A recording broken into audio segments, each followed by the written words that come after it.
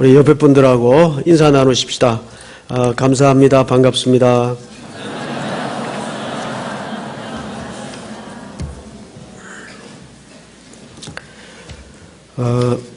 원래 공식적인 그 명칭은 사실 장애우라는 표현을 안 하게 돼 있습니다.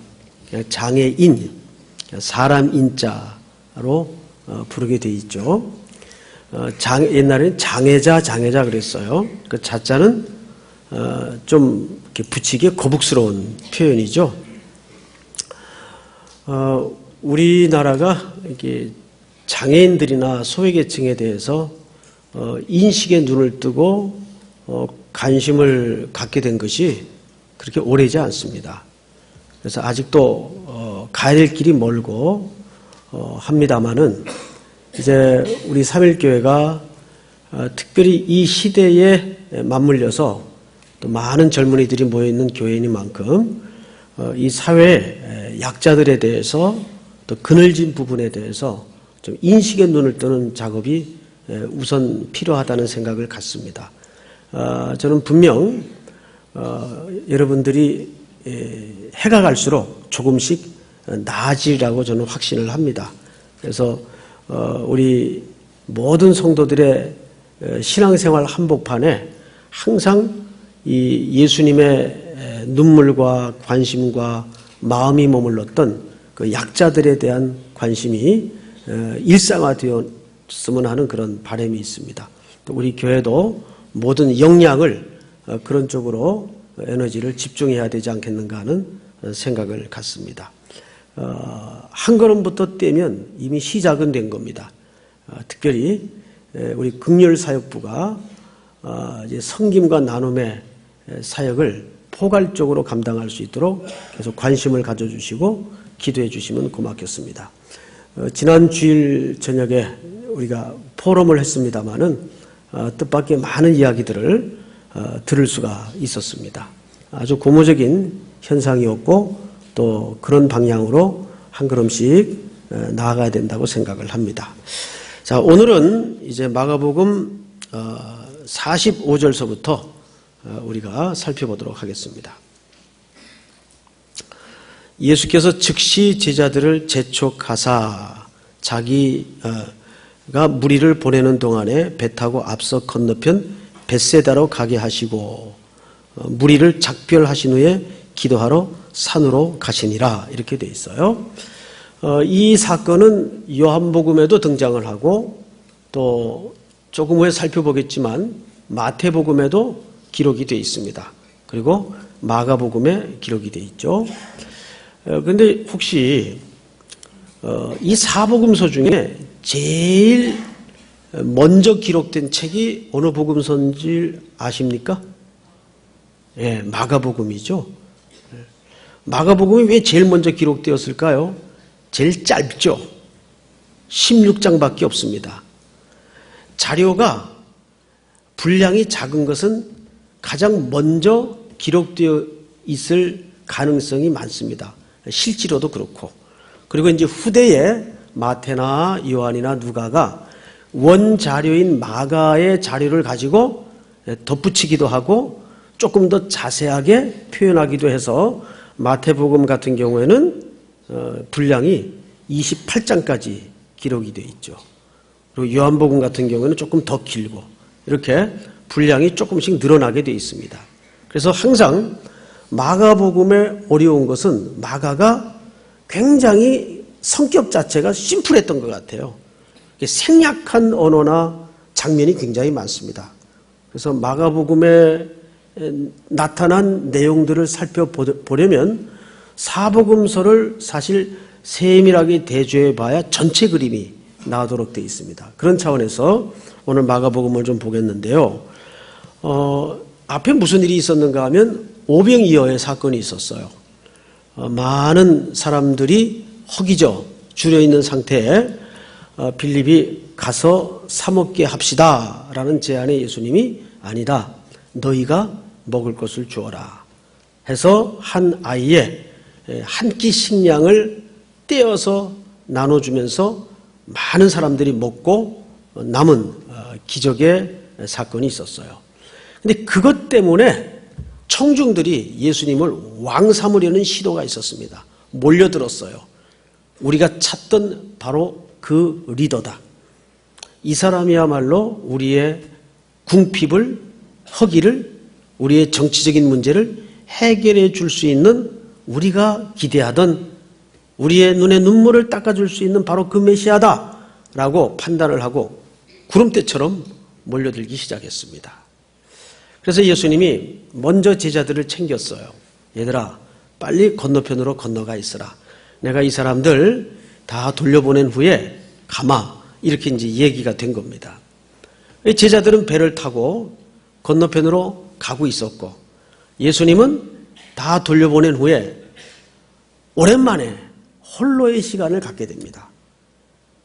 그리고 어디에 올라가 있으셨죠? 산에 올라가서 오랜만에 조용히 아버지 하나님과 이제 기도하는 시간을 갖게 되었습니다. 이렇게 이제 장면이 두 개로 나뉘어집니다. 지금 예수님은 홀로 오랜만에 시간을 아버지와 교제 중에 있었고, 그 틈에 날이 저물어 가는데 제자들은 배를 타고 이제 건너편으로 표현이 조금 부풀려서 바다라고 되어 있지만 바다 같은 바다는 아닙니다. 그래서 큰 호수 정도의 규모인데 이렇게 이제 건너가고 있었습니다. 건너가다가 이제 이를 만납니다. 이제 그 장면을 조금 보도록 하십시다. 47절 한번 같이 읽어볼까요? 시작. 네, 오늘 47절도 장면을 정확하게 두 군데로 나누죠. 제자들이 탄 배는 지금 진행이 되고 있어요, 안 되고 있어요? 진행이 안 되고 있어요. 가다가 어떤 사연으로 지금 진도가 안 나가고 있습니다. 배가 뒤뚱뒤뚱거리고 있어요. 그리고 예수님은 무태에 계셨다, 육지에 계셨다, 이렇게 되어 있습니다. 항상 그 성경에서 바다는 세상을 얘기합니다. 그리고 바다에서 일어나는 모든 풍랑은 사실 뭘로 설명하냐 하면 에베소서의 이 아네모스라는 말은 풍조라는 말로도 표현할 수가 있어요. 세상 풍조를 얘기합니다. 그 그림을 그대로 대입시켜 보자면 지금 세상에서 일어나고 있는 어떤 풍조의 제자를 태운 공동체가 뒤뚱뒤뚱거리고 진척을 못하고 있는 거예요. 풍랑을 만난 겁니다. 성경을 조금 더 보십시다. 48절 바람이 거스름으로 제자들이 힘겹게 노젓는 것을 보시고 밤 사경쯤에 바다 위로 걸어서 그들에게 오사 지나가려고 하시매. 자, 그때 제자들이 보고 뭐라 그랬나 한번 보십시다. 49절 다 같이 시작. 네, 자 이제 좀 앞을 보세요. 이제 두 가지를 좀 한번 생각을 해보십시다. 제자들이 괴롭게 노를 젓고 있었어요. 그러면 노젓는 일이 괴로웠나요? 아니면 바람 때문에 괴로웠나요? 노젓는 일이 괴로운 게 아니라 그 배를 거스르는 바람 때문에 지금 괴로움을 당하고 있었어요. 그 바람은 바다에서 일어나는 바람인데 말하자면 세상에서 일어나는 풍랑과 풍조를 말한다 해도 틀린 말이 아닙니다. 그것 때문에 이 제자 공동체가 괴로움을 당하고 있었어요. 근데 그때 예수님이 바다 위를 걸어서 오십니다. 여기 항상 예수님이 걸어서 오셨다는 말은 예수님의 행동하심을 얘기해요. 그런데 예수님이 바다 위로 걸어서 오십니다. 물론 초자연적인 능력을 갖고 계신 분이기 때문에 바다 위로 걸을 수 있는 건 당연해요. 이거를 또 너무 그 자유주의 신학자들의 해석처럼 의미로만 생각해서도 안 돼요. 실제로 주님은 바다 위를 걸으실 수가 있는 분이에요. 왜? 파도도 바람도 조정할 수 있고 꾸짖을 수 있는 분이 예수님이셨어요. 우린 앞서 마가복음 4장에서 봤죠. 바람아 파도야 잠잠하라. 그러자 바람과 파도가 잠잠해졌다 이렇게 되어 있습니다. 근데 문제는 문제는 제자들이 바다 위로 걸어오시는 예수님을 보고도 알아봤어요, 못 봤어요? 알아보지 못했어요. 뭐라 그랬죠? 귀신이다, 유령이다 그랬어요. 이것은 겁먹어가지고 헛것을 봤다라는 개념이 아니에요. 이 제자들의 외침 속에는 유대인들이 갖는 개념 때문에 이유가 있었어요. 유대인들은 모든 못된 것들이 다 어디서 올라오도록 생각을 갖고 있는가 하면 바다에서 올라온다고 생각을 했어요. 그래서 앞서 고라사 광인 사건 속에서도 그 고라사 광인에게서 나온 군대 귀신이 전부 어디로 들어갑니까? 돼지로 들어갑니다. 그래서 그 돼지떼들이 어디로 내달리죠? 바다로 내달립니다. 이런 관점 때문에 유대인들은 누구나 할 것 없이 바다에서는 항상 더러운 마귀의 손이 장악하고 있는 곳이다라는 생각을 갖고 있어요. 그래서 바다에서 일어나는 풍랑과 모든 바람들이 사탄의 역사로 이해를 갖고 있었습니다. 당연히 바다에서 누군가 뚜벅뚜벅 물 위를 걸어오는 걸 보고 이 제자 공동체는 당연하게 뭘로 볼 수밖에 없었습니까? 유령과 사탄의 장난으로 볼 수밖에 없었어요. 자, 이게 문제예요. 봤는데 봤어요, 못 봤어요? 제대로 못 봤다는 데 문제가 있어요. 육신의 눈으로 봤는데 제대로 못 본 거예요. 오늘 어쩌면 이 세상의 문제가 그 문제일 수가 있어요. 시퍼렇게 눈을 뜨고 다 봐요. 보고 있는데 제대로 그 이면에 감추어진 의도를 못 보고 의미를 못 보고 가치를 못 본다는데 우리의 한계가 맞닿아 있죠. 그것이 제자들이 직면한 이 풍랑을 만난 제자들의 문제입니다. 그런데 무엇이 보고도 못 보게 만들었을까요? 풍랑입니다. 세상 풍조입니다. 너무 우리는 안 볼 걸 너무 많이 보다 보니까 그것이 우리의 영적인 눈을 다 가려버렸어요. 그래서 정말 보고도 못 보는 경지에 이르고 말았습니다. 이것이 우리 기독교인들이 넘어진 자리일 수가 있어요. 눈을 뜨고 보고 있는데 못 봐요. 자, 그런데 우리는 여기서 마태 기자의 기록을 조금 빌려볼 필요가 있습니다. 마태복음 14장으로 넘어갑니다. 마태복음 14장을 좀 보십시다. 22절. 똑같은 사건이죠? 22절. 예수께서 즉시 제자들을 제초가사 자기가 무리를 보내는 동안에, 여기 제초가사라는 말은 단련시키다, 일부러 연습시키다, 그런 의미가 있습니다. 그러니까 아낭카조라는 말이 그런 개념이에요. 사실은 제초가사 자기가 무리를 보내는 동안에 배를 타고 앞서 건너편으로 가게 하시고, 여러분 이 백길은 성경을 자세히 보니까 누가 명령하신 길입니까?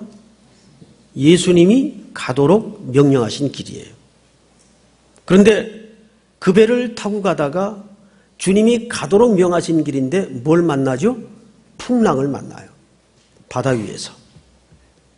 그게 우리 교회가 겪을 수 있는 일이고 신자들이 일상에서 만날 수 있는 숙명입니다. 우리는 보통 뭐라 그래요? 어떻게 교회에서 이럴 수가 그러죠? 이럴 수라니요. 얼마든지 풍랑이 붑니다. 그건 교회 공동체 차원도 마찬가지고 성도들의 개인적 차원도 마찬가지예요.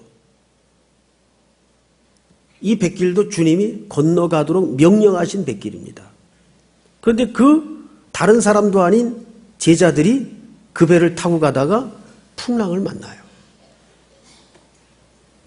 자, 조금 더 가볼까요? 23절. 무리를 보내신 후에 기도하러 따로 산에 올라가시니라. 저물매 거기 혼자 계시더니, 그리고 바다에서는 지금 제자들을 태운 배가 난리가 났어요. 근데 아까 마가의 기자는 정확하게 뭐라 그랬죠? 주님이 보시고 그랬어요. 주님은 늘 풍랑을 만나 흔들거리는 제자 공동체의 곤경과 환난과 슬픔을 외면치 않고 모른 척 안 하고 보고 계셨어요. 마가 기자는 그것을 정확하게 표현했습니다.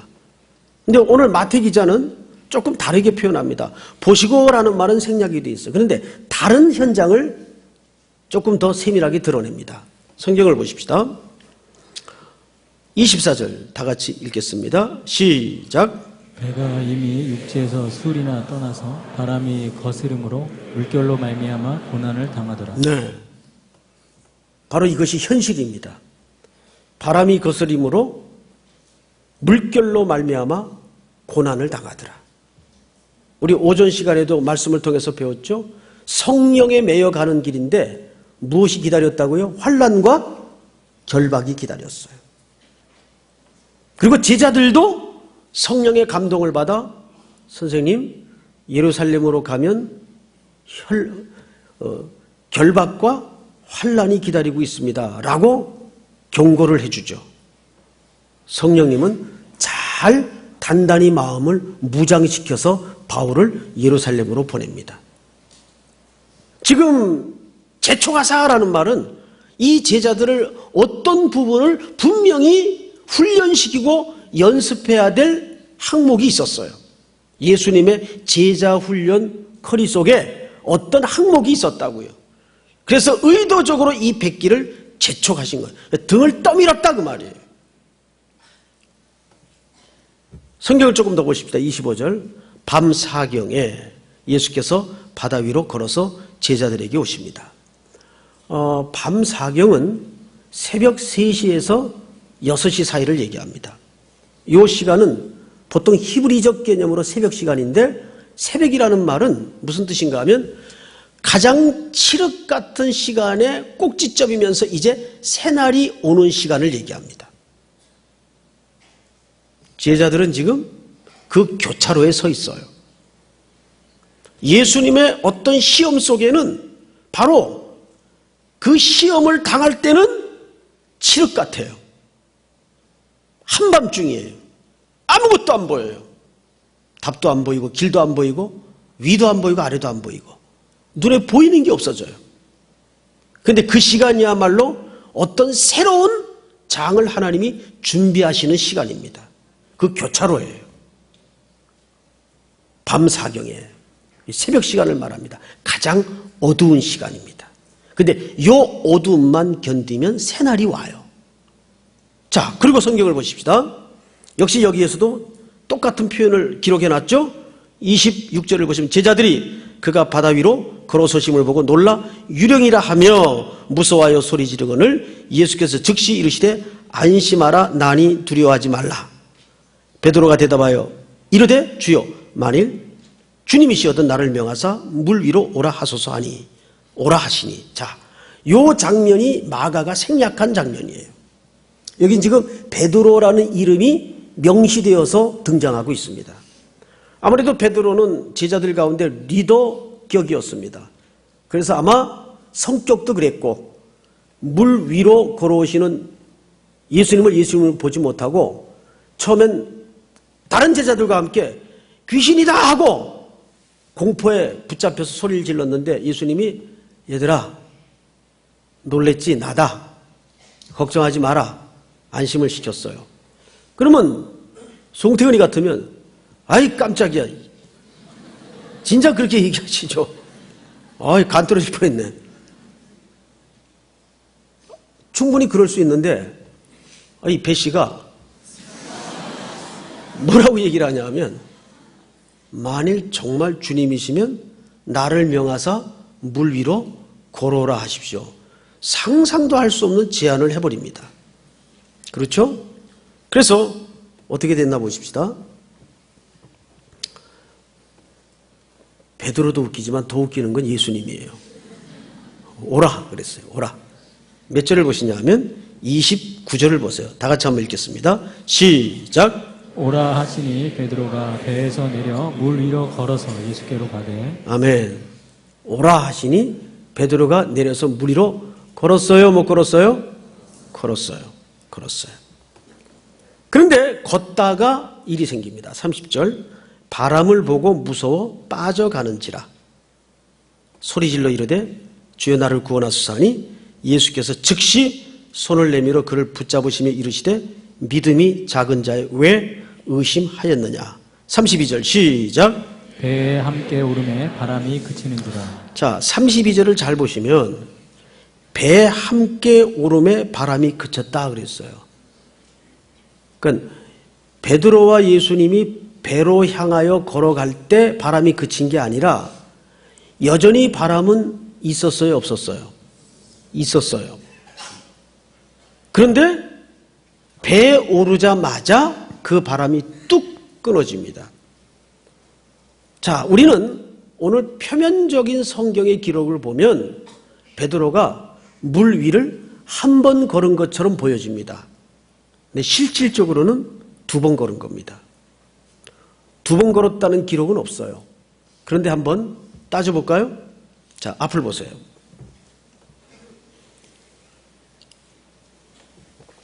제가 꼭지점을 찍어서 설명을 드릴 테니까 잘 들어보세요. 자, 이게 이제 바다예요. 앞이 바다인데 지금 여기 제자들을 태운 배가 풍랑에 일렁거리고 있어요. 왜 난리가 났어요. 여기서 예수님이 걸어오세요. 예수님이. 그러니까 제자들이 뭐라 그랬다고요? 귀신이다 그래서 귀신이다. 그러니까 예수님이 얘들아 나다 걱정하지 마라. 그러니까 베드로가 정말 선생님이면 나를 명하사 걸어오라 그래 보십시오. 그 배에서 내려서 베드로가 걸었다고요? 못 걸었다고요? 걸었어요. 분명히 걸었어요. 그렇죠? 자, 이것도 기적입니다. 여러분 물 위로 걸어본 적 있어요? 없죠? 예. 이론상으로는 가능하다 그래요. 앞발 빠지기 전에 뒷발 내밀고 뒷발 빠지기 전에 앞발 내밀고. 누가 그런 쓸데없는 생각을 했는지 모르겠어요. 이론적으로는 가능해요. 앞발 빠지기 전에 뒷발 내밀고 뒷발 빠지기 전에 앞발 내밀고. 근데 중력의 법칙이 이길 사람은 없죠. 자, 어쨌든 물 위를 걸었어요. 걸어서 누구에게로 향했습니까? 예수님이 지금 계신 곳으로 향해 걸어갔습니다. 그러면 이론적으로 생각을 해보세요. 배와 베드로가 탔던 배와 걸어가다가 베드로가 중간에 끝까지 걸어간 게 아니라 중간에 어떻게 됐어요? 빠졌어요. 그러면 배와 빠진 자리 사이에는 이미 간격이 멀어져 있어요. 간격이 있을까요? 없을까요? 간격이 있겠죠. 빠져들자 예수님이 딱 낚아채가지고 배에 함께 올랐다 그랬습니다. 그러면 빠졌을 때 예수님이 잡아채서 배까지는 또 걸었어요? 안 걸었어요? 하여간 베드로를 업고 걸었던 손잡고 걸었던 걸었어요? 안 걸었어요? 베드로 정확히 몇 번 걸었어요? 2번 걸었어요. 질문. 2번째는 왜 안 빠졌을까요? 그런 뻔한 대답하지 마시고 물론 예수님이 함께 하시니까 안 빠졌죠. 그건 삼일교회 저녁예배 성도들의 수준이 아니죠. 그 대답은. 그런 너무 천편일률적인 뻔한 대답하지 마시고 왜 안 빠졌을까요? 자, 여기에 주님이 이 제자들에게 재촉하사했을 때 그 재촉이라는 말이 무슨 뜻이라고요? 교훈하고 훈련시키자 하는 의도가 있었다고 그랬어요. 그런데 주님이 여기서 지금 뭘 지적합니까? 믿음이 작은 자들아. 왜 의심하였느냐? 지금 주님이 이 공포에 떨면 난리를 쳤던 제자들에게 지적했던 신앙의 핵심적 문제가 뭐예요? 연약한 믿음의 문제였어요.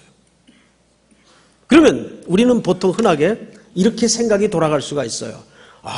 그러니까 믿음에는 연약한 믿음이 있고 센 믿음이 있는데 센 믿음이라는 것은 확신을 가지고 이런 쪽의 믿음으로 오해를 합니다. 연약한 믿음은 믿는 상태가 덜해서 빠져버린 것처럼 생각을 합니다.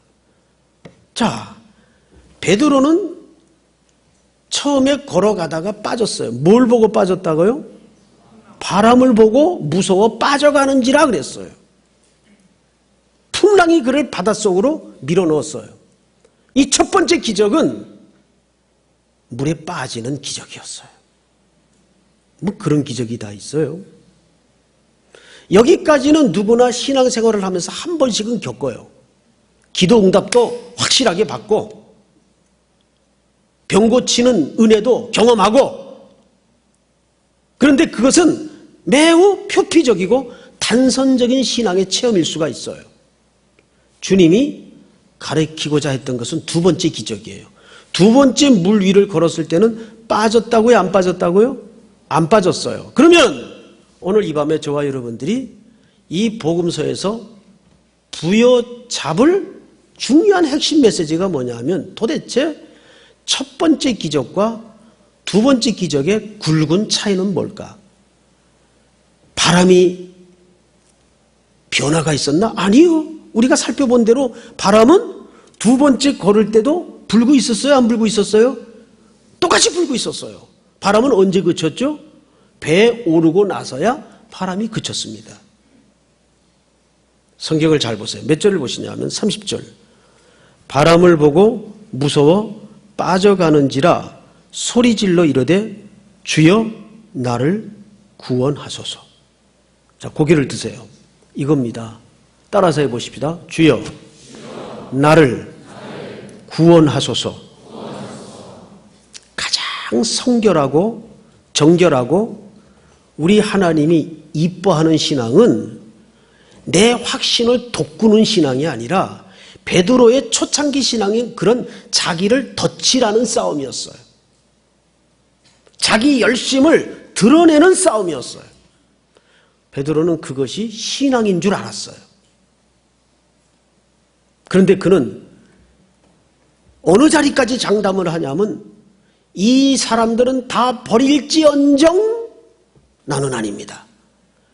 거짓말로 그랬나요? 위선을 떨었나요? 아니요. 진심으로 한 얘기예요. 하나를 몰랐죠. 내가 누군지를 몰랐어요. 자기 주제 파악이 안 된 거예요. 그래서 신앙의 칼라는 두 가지 색깔이 있어요. 신앙의 초창기는 자기 열정을 거품 물고 뿜어내는 스타일이에요. 그게 베드로예요. 선동 잘하고 앞장서기 잘하고 뭐든지 나서고 열심당에다가 대단했어요.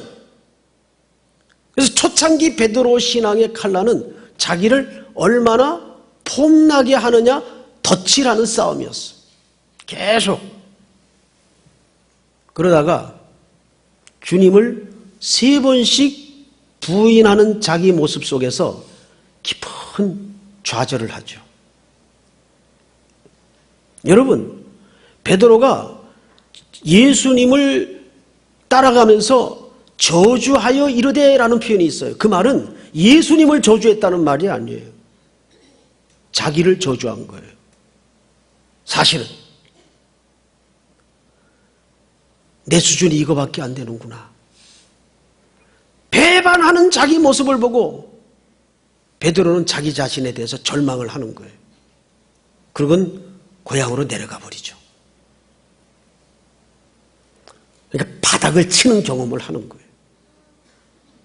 그래서 인간이 무엇인가를 처절하게 바닥에 뒹굴어진 다음에야 깨닫게 되죠. 그리고 자기 자신에 대해서 이제는 아무것도 자신이 없어져요. 근데 희한하게 그때 주님이 디베랴 바닷가로 찾아오십니다.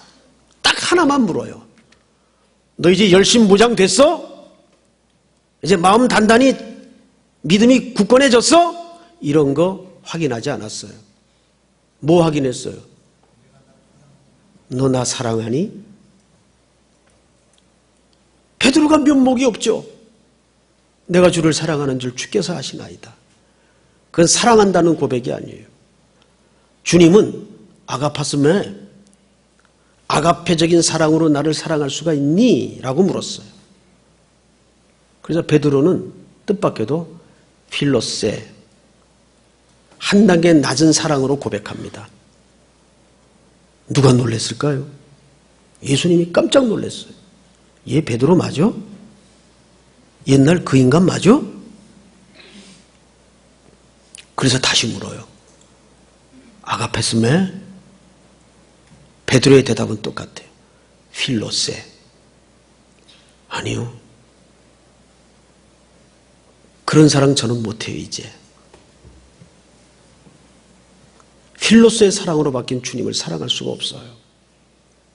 그러자 주님이 세 번째 묻습니다. 이제는 아가페로 묻지 않아요. 베드로가 꺼내놓은 그 필로스의 개념으로 되물어요. 필로스메? 그럼 너 필로스의 사랑으로는 나를 사랑할 수 있단 말이니? 그러자 성경 기자가 그 베드로의 심리에 미세하게 떨리는 떨림을 놓치지 않았어요. 근심하여 가로되. 왜 근심했을까요? 자기가 꺼내놓은 보잘것없는 사랑마저도 주님이 꺼내서 되물었다면 그것마저도 자신이 없는 거예요. 그래서 근심을 하면서 필로스메, 예, 주님을 사랑합니다. 그러자 그 베드로에게 예수님이 뭘 맡깁니까? 내 양을 먹이라. 내 양을 치라. 내 양을 먹이라. 사도로서의 사명을 회복해 주시고 그를 그리스도의 새로운 제자로 회복시켜 일으키십니다. 뭘까요? 이것이 베드로의 굵은 변화예요. 그래서 그는 나중에 십자가에 하늘을 머리로 두고도 죽을 수 없어서 거꾸로 매달려 죽었다는 전설이 있어요. 나 같은 죄인은 하늘을 감히 우러러 십자가에 죽을 수 없어서 땅에 머리를 향하여 거꾸로 매달려 죽었다는 전설이 있어요. 베드로의 초창기 신앙은 정말 칼 나와라 총 나와라 했어요. 대단했어요. 쌍 그러면서 말이죠. 막. 제가 그랬다는 게 아니고 베드로가. 그런데 이게 몇 번 순이 죽습니다. 배추가 땅에서 뽑혀 우리 입에 김치로 들어가려면 5번을 죽어야 된다 그래요. 배추도 5번을 죽는데 예? 오죽했으면 바울은 매일 죽노라 그랬을까? 매일 죽노라. 매일 죽읍시다. 죽어야 돼요. 한국교회가 죽어야 조국이 삽니다. 우리 삼일교회가 죽어야 한국교회가 삽니다. 죽어야 돼요. 여기 이 제자들에게 가르쳤던 신앙의 핵심 가치가 뭐예요? 주여 구원해 주시옵소서. 제가 어릴 적부터 예수를 믿었어요. 근데 요즘 세 끼 밥 먹을 때마다 첫 번째 기도하는 제목이 뭐냐면 주여 나를 구원해 주시옵소서. 이게 요즘은 진심으로 기도되어져요. 옛날에도 진심으로 하긴 했지만은 요즘은 진심으로 정말 매일매일 우리 주님이 나를 구원해 주지 않으면 주 떠나가시면 내 생명 헛되네. 아멘. 주님 떠나가시면 우리 생명 헛돼요. 그래서 우리는 신앙이 깊어갈수록 익어갈수록 주여 우리를 살려주시옵소서. 우리를 구원해 주시옵소서. 이것이 제자 공동체에게 주님이 원하셨던 신앙 고백이었어요. 첫 번째 기적과 두 번째 기적의 차이가 뭐예요? 우리를 살려주시옵소서. 주여 나를 구원해 주시옵소서. 그러자 예수님이 탁 낚아채서 베드로를 질질 끌든지 없든지 함께 배에 오르게 됩니다. 이 배는 제자 공동체를 채운 오늘 우리 교회와도 같습니다. 오늘 우리 교회는 이 험한 파도가 높은 세상에 항해하는 외로운 배예요. 어떤 풍랑이 일지 몰라요. 그래서 우리 삼일교회 호는 매일매일 철저하게 오늘 베드로의 단말마의 비명처럼 주여 나를 구원하소서 라는 고백이 여러분들의 가장 굵은 기도의 제목이 될 수 있기를 우리 주님의 이름으로 축복합니다. 우리 다 일어나십시다. 우리 470장 찬양합시다.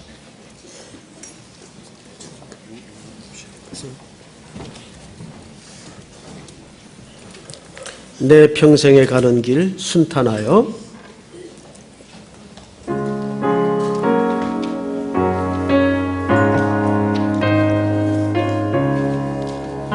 내 평생에 가는 길 순탄하여 늘 잔잔한 강 같은 길 큰 풍파로 무섭고 어렵든지 나의 영혼은 늘 편하다. 내 영혼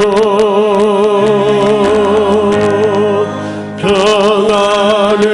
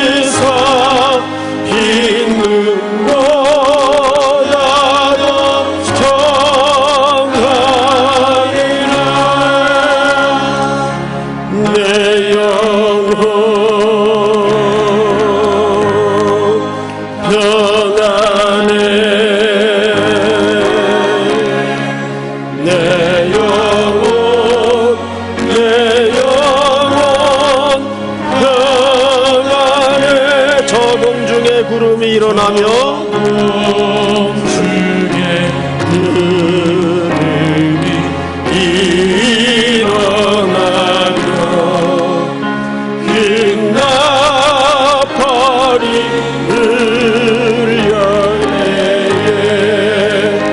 주 오셔서 세상을 심판해도 나의 영혼은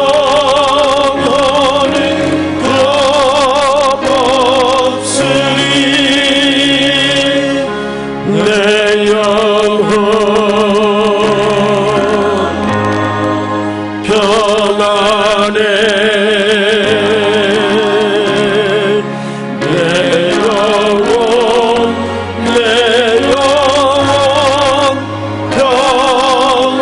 평안해.